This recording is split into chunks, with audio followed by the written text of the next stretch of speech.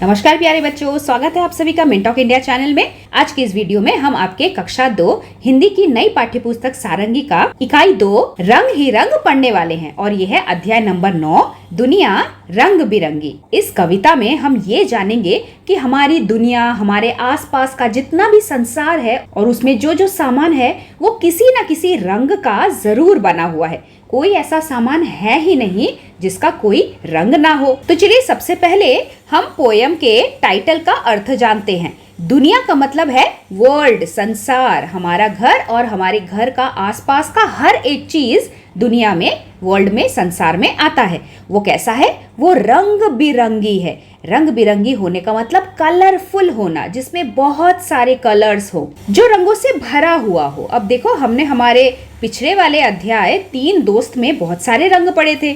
हमने लाल मतलब रेड, पीला that is yellow, Neela that is blue और उसके बाद ऑरेंज नारंगी, हरा ग्रीन एंड पर्पल यानी कि बैंगनी रंग के बारे में पढ़ा था। दुनिया की हर एक चीज इन्हीं में से किसी एक रंग से या फिर इनको मिक्स करके जो रंग बनते हैं उन रंगों से बनी है। कुछ चीजें सफेद होती हैं और कुछ चीजें काली भी होती हैं। तो चलो इस प्यारी सी पोयम को लाइन बाय लाइन पढ़ते हैं और उसका अर्थ समझते हैं। सबसे पहले शुरू करेंगे हम नीला, ब्लू कलर से।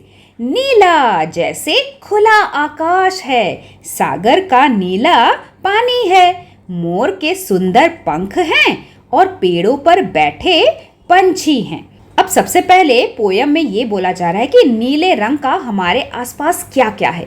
सबसे पहले खुला आकाश हमें नजर आता है। आकाश मतलब स्काई। खुला का क्या अर्थ है? देखो, जब हम आसमान की तरफ देखते हैं तो ये आसमान कहाँ से शुरू हो रहा है और कहाँ पे खत्म हो रहा है, ऐसी कोई भी दीवार या फिर कोई भी चीज हमें नजर नहीं आती है ना। एक लंबी सी कुछ जगह है जिसे हम आसमान कह रहे हैं, वो एकदम खुला खुला ओपन है, इसीलिए हम इसे खुला आकाश कहते हैं, जो दिखने में नीली रंग की होती है। उसके बाद जो सागर है मतलब समुंदर, जहाँ पे दूर दूर तक हमें पानी ही पानी नजर आता है। सागर के पानी में आसमान की ही परछाई आती है, तभी हमें जाके सागर का पानी नीला दिखाई देता है। उसके अलावा क्या आपने हमारा नेशनल बर्ड, राष्ट्रीय पक्षी मोर देखा है? मोर का बॉडी नीले रंग का होता है और उसके बहुत बड़े बड़े से पंख हरे रंग के होते हैं। बारिश के समय पे इसे नाचना बहुत पसंद होता है। तो मोर के जो सुंदर ब्यूटीफुल पंख हैं, फेदर्स हैं, उनमें भी हमें नीला रंग दिखाई देता है इस तरीके से। और इसके अलावा पेड़ों पर जो पंछी बैठे रहते हैं, चिड़िया, बर्ड्स, वो भी हमें कई बार अलग अलग कलर्स के नजर आते हैं, शायद ब्लू कलर के भी नजर आ जाए। इसी की तरह हमारे आसपास नीले रंग की और भी बहुत सारी वस्तुएं मिलती हैं। उसके बाद पीले रंग, येलो कलर की तरफ चलते हैं।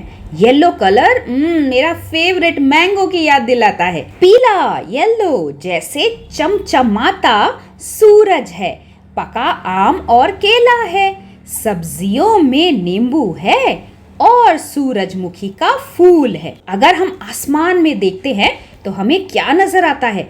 चमचमाता यानी कि चमकता हुआ। इस फोटो में ये सूरज हमें एकदम शाइनी शाइनी सा लग रहा है ना। और फिर हमारा फेवरेट फ्रूट पका आम है, जो पीले रंग का होता है। अच्छा, पका आम क्यों बोल रहे हैं? क्या आम कच्चा भी होता है? क्या आपने हरे रंग की कच्ची कैरी देखी है? आपके घर में भी जरूर आती होगी, शायद आपकी मम्मी अचार बनाती है, उसकी चटनी बनाई जाती है, उसका आम पापड़ भी हम कच्चे आम से बनाते हैं। हरे रंग का कच्चा आम खट्टा होता है स्वाद में और धीरे धीरे जब वो पक जाता है वो येलो कलर का हो जाता है और वो मीठा यानी स्वीट हो जाता है। उसी तरीके से पके आम की तरह पका हुआ केला, बनाना भी पीले रंग का होता है। बनाना को भी हम पका हुआ क्यों बोल रहे हैं? क्योंकि बनाना कच्चा भी होता है जो ग्रीन हरे रंग का होता है। वही कच्चा केला जब पक जाता है वो मीठा हो जाता है और उसका कलर भी चेंज होके पीला हो जाता है। तो ये तो रहा फ्रूट्स की बात। आगे सब्जियों में अगर हम देखें, हमें येलो कलर नींबू यानी कि लेमन में नजर आता है, बहुत ही खट्टा होता है। और जब ये नींबू पूरी तरीके से पक जाता है तब वो हमें पीला पीला दिखाई देता है। हमारे आसपास और क्या क्या है पीले रंग की? सूरजमुखी का फूल है। सूरजमुखी एक फ्लावर है। कौन सा फ्लावर? सनफ्लावर। अच्छा, इसे सनफ्लावर क्यों कहते हैं? दिखने में ये थोड़ा थोड़ा सन की तरह दिखता है ना, जैसे जब हम सन ड्राइंग करते हैं, एक सर्कल बनाते हैं, फिर इस तरीके के लंबे लंबे लाइंस हम उसके आसपास बनाते हैं। तो ये वाला जो फ्लावर है सूरजमुखी, ये बिल्कुल सूरज के मुख जैसा। और एक और चीज, सूरज जिस भी डायरेक्शन में होता है, ये फ्लावर उसी की तरफ फेस करके खड़ा रहता है। इन्हीं सब कारणों से इस फूल को सूरजमुखी का फूल कहा जाता है, जो पीले रंग का होता है। उसके बाद लाल भी कुछ कम नहीं है। चलिए आगे के लाइंस में हम रेड कलर के बारे में पढ़ते हैं। लाल, रेड कलर, जैसे फलों में सेब है, खुशबूदार फूल गुलाब है, चेरी और लाल टमाटर है, और मेरी नाक पर फुंसी है। तो जैसे फ्रूट्स में हमें सबसे पहले सेब की याद आती है जब हम रेड कलर सोचते हैं। लाल रंग मुझे लाल गुलाब की भी याद दिलाता है, जो खुशबूदार फूल है। खुशबूदार मतलब खुशबू से भरा हुआ, वेरी नाइस स्मेल। क्या आपने गुलाब की, रोज फ्लावर की खुशबू सूंघी है? बहुत ही अच्छी लगती है, ऐसा लगता है हम सूंघते ही रहे। ये भी लाल रंग का है। एक और फ्रूट है जो रेड कलर का, बहुत ही स्वीट फ्रूट होता है, जिसे हम चेरी बोलते हैं। शायद आपने केक के ऊपर चेरी खाया हो, या फिर फ्रूट शॉप में भी मिलता है। और इसके अलावा अगर हम सब्जियों की बात करें तो रेड कलर का हमें टोमेटो मिलता है। कई बार नाक के ऊपर एक छोटा सा रेड डॉट हो जाता है। इसे क्या कहते हैं? इसे हम पिंपल कहते हैं इंग्लिश में, जिसे हिंदी में फुंसी कहा जाता है। उसके बाद हमारे दुनिया में एक और स्पेशल कलर है, वो है हरा रंग। हरा रंग हमें नेचर की याद दिलाता है। तो चलिए पढ़ते हैं। हरा, ग्रीन, जैसे हरी हरी ये घास है, मीठे मीठे मटर हैं, पालक और बंद गोभी है, और पेड़ के हरे हरे पत्ते हैं। तो हरा यानी कि ग्रीन कलर हमें कहाँ कहाँ नजर आता है। लेकिन आगे बढ़ने से पहले अगर आपको ये वीडियो पसंद आ रहा है तो जल्दी से लाइक बटन प्रेस कर दीजिए, ताकि ये वीडियो आप ही की तरह और भी बहुत सारे बच्चों तक पहुंच पाए। जब आप प्लेग्राउंड में खेलने जाते हो तब आपको जमीन पर ऐसे छोटे छोटे पौधे नजर आते हैं ना, इन्हीं को हम घास कहते हैं। क्या ये घास को आपने किसी को खाते हुए देखा है? शायद गाय को देखा होगा, गाय घास खाती है, बकरी भी घास खाती है। हम क्या खाते हैं? चलो हरे रंग के खाने पीने के सामान को ढूंढते हैं। तो सबसे पहले मीठे मीठे मटर हैं। सर्दियों के समय हमें हर जगह ये वाला ग्रीन वेजिटेबल नजर आता है, जिसे हम मटर, पीज बोलते हैं। इन्हें हम कच्चा भी खा सकते हैं। इनका स्वाद हल्का मीठा होता है, और इसकी सब्जी भी मम्मी बना के हमें खिलाती हैं। मटर के अलावा जो पालक है वो भी एक वेजिटेबल है। पालक पत्ते होते हैं, और इन्हीं पत्तों को हम कुक करके पका के खाते हैं। पालक भी हरे रंग का होता है। और उसके बाद बंद गोभी, दैट इज कैबेज। इसे हम बंद गोभी क्यों बोलते हैं? क्योंकि ये पूरा गोल है और हर तरीके से बंद होता है। सर्दियों के समय बंद गोभी भी हमें हर जगह नजर आता है, और इसका कलर क्या है? ये भी हरे रंग का है। क्या किसी और वेजिटेबल को हम गोभी बुलाते हैं? एक और गोभी है जिसे हम फूल गोभी बोलते हैं। फ्लावर की तरह दिखता है, और उसके पत्ते ग्रीन कलर के होते हैं। और लास्ट में हरे रंग की बारी आई, और हम पेड़ पौधों को ना सोचे, ये तो हो ही नहीं सकता। प्लेग्राउंड के हर एक पेड़ पर, ट्री पर हमें हरे हरे ग्रीन कलर के पत्ते यानी कि लीव्स नजर आते हैं। तो इस कलरफुल कविता को लिखने वाली हैं श्री देविका रंगाचारी। चलिए क्वेश्चन आंसर्स की तरफ चलते हैं। नंबर 1, अभी अभी हमने कलरफुल पोयम पढ़ी।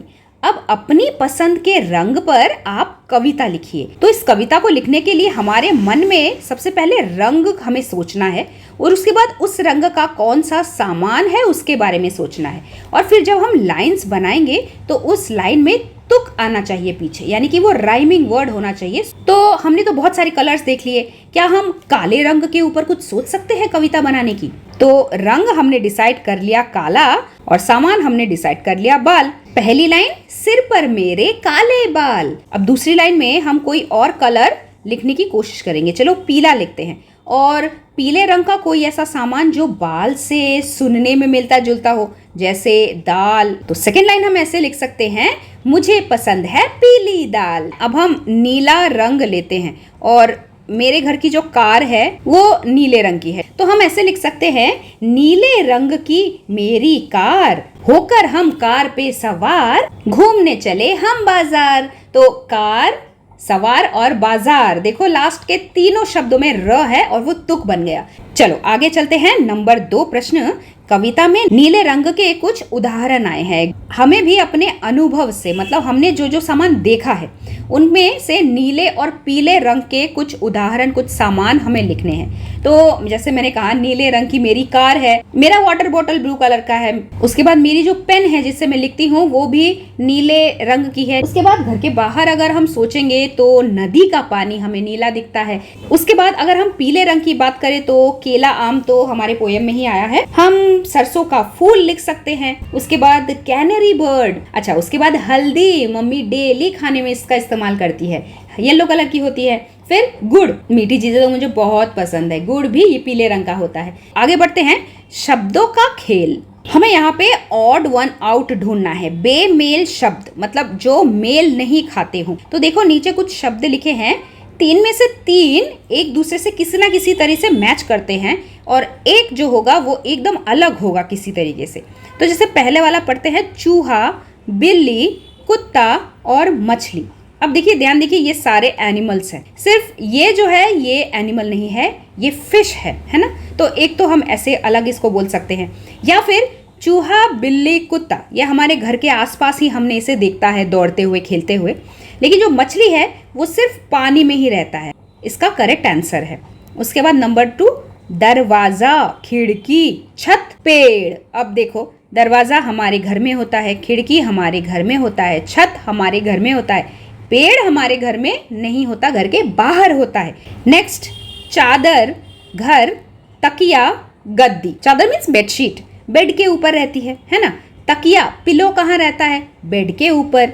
गद्दी कहाँ रहती है? गद्दी मतलब नरम नरम मुलायम सा गद्दा जिसके ऊपर हम सोते हैं, बेड पे रहती है। तो घर कहाँ रहता है? क्या घर बेड पे रहता है? नहीं, घर के अंदर बेड होता है, तो ये तो अलग ही हो गया, इसीलिए हम इसे घर लिखेंगे, ये बेमेल शब्द है। नंबर 4 है साइकिल, कार, रास्ता, रेल। मुझे यहाँ पे 3 व्हीकल्स नजर आ रहे हैं। साइकिल रास्ते पे चलती है, कार रास्ते पे चलती है, रेलगाड़ी रास्ते के ऊपर पटरियों पे चलती है। इसके बारे में डिटेल में अपने कम बैक सून पोयम में पढ़ा है, इसलिए हम रास्ते को ही ऑड वन आउट मानेंगे।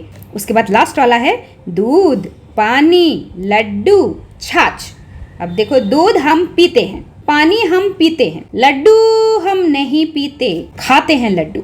उसके बाद छाछ हम पीते हैं ग्लास में करके, तो यही लड्डू ऑड वन आउट है। ल, आधा ड, आधा ड लिखने के लिए हम ड के नीचे ऐसा स्लैंट लाइन, हलंत लगाते हैं। उसके बाद एक पूरा ड, बड़ियों की मात्रा, लड्डू।